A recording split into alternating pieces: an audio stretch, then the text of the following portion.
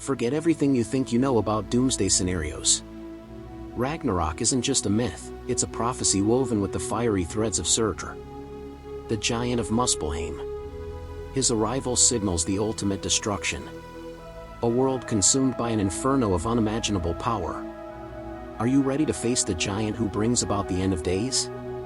But fire is only half the story. For when the final dawn rises, the realms will not only scream with flame. They will tremble with the howl of a hound whose voice can shatter creation itself. Today, we're diving into the intertwined fates of Surtr, the world-ending flame, and Garmr, the hellhound whose roar shakes the underworld. Two beings forged not from malice, but from necessity. Two guardians. Two destroyers. Two destinies tied to the collapse and rebirth of the cosmos. The flame that devours the cosmos. There are sagas that praise heroes for their valor, and gods for their glory. And then there are the older, darker tales. The ones whispered when fire burns low, and shadows press close. Surtr belongs to these tales. He is not born. He erupts. From the first fires of Muspelheim he rose. A being of molten stone and blinding heat. Older than Odin, older than the Aesir. Older even than the first spark of life. His skin blazes like cracked magma. His eyes glow like the cores of dying stars. And in his hand, he wields the flame blade. A sword so powerful it could cleave the sky. And still thirst for more. This weapon was not forged, but awakened, screaming with creation's fury. Its flame so pure that no shadow survives in its presence. Surtr stands at the border of Muspelheim. Not as king, not as tyrant, but as sentinel, guarding the primordial fire that fuels existence and threatens it. The gods fear him. Giants whisper his name like a curse, and the Norns weave his destiny with runes of inevitable devastation. For when Ragnarök arrives, Surtr will not march. He will rise, bursting into the heavens in a torrent of fire that will melt the earth itself. And it is said that in the final battle, he will face Freyr, a god who gave away the only sword that could save him. Their clash will burn the world, and Surtr, victorious, will sweep his sword across the sky and ignite the end of everything. But remember this: from the ashes he creates, a new world will bloom. Surtr does not destroy because he hates. He destroys because the universe demands renewal.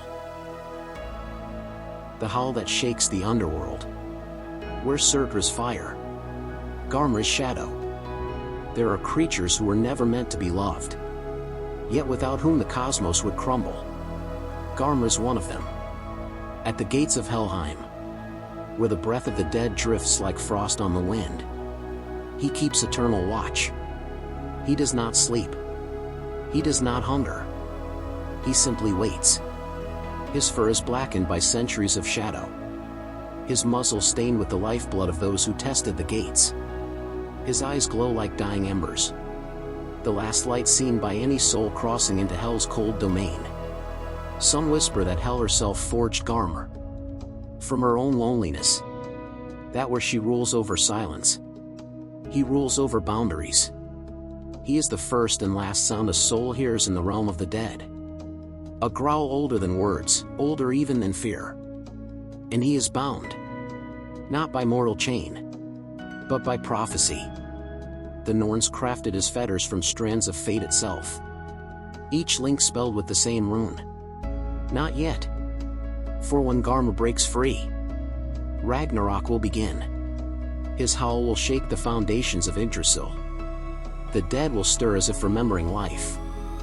And even Hell must calm him with a ghostly hand, whispering, "Be still, my beast." Not yet. But the day of yet is coming. Paths of fate, fire and Fang. When Hermr rode Sleipnir into Helheim to beg for Baldr's return, it was Garmr who blocked the way. Snarling, roaring, forcing the living to face the dominion of the dead. When the first flames of Ragnarök ignite, It is Surtr who leads the fire giants into battle, blazing brighter than the sun. 2 guardians. 2 thresholds. One at the gate of death. One at the gate of destruction. And when the end begins, both will fulfill their purpose. The howl and the flame, the end of all things. As the sky cracks and the seas boil, Surtr will raise his sword and burst into the realm of the gods. Garmr, freed at last, will tear loose his chains. His roar will echo across the 9 realms, a sound that shatters mountains and freezes even gods in terror. He will race across the battlefield to meet his destined foe, Tyr, god of law and sacrifice. Fang meets steel, duty meets destiny, and both fall, locked in a fatal embrace. Surtr, towering above the battlefield, will face Freyr, flame against forgotten steel, old world against new. The final blow will fall. The sky will ignite. The world will burn. And in that burning, both Surtr and Garmr will complete their ancient purpose. Fire will devour. The dead will fall silent. And the realms will collapse into ash.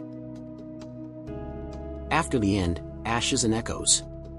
But from ashes comes life. Always. When the flames settle and the smoke drifts away, a green world will rise anew. And deep beneath its soil, the echoes remain. The warmth of Surtr's eternal flame, and the heartbeat of Garmr, still guarding the threshold of unseen realms. 2 destroyers. 2 protectors. Not monsters, but balance. For without fire, there is no rebirth. And without shadow, light forgets its meaning. So when you dream of flames that whisper your name, or hear a growl from just beyond the dark, remember Surtr and Garmr, the fire and the fawn, the heralds of the world's end, and its beginning. Thank you for watching.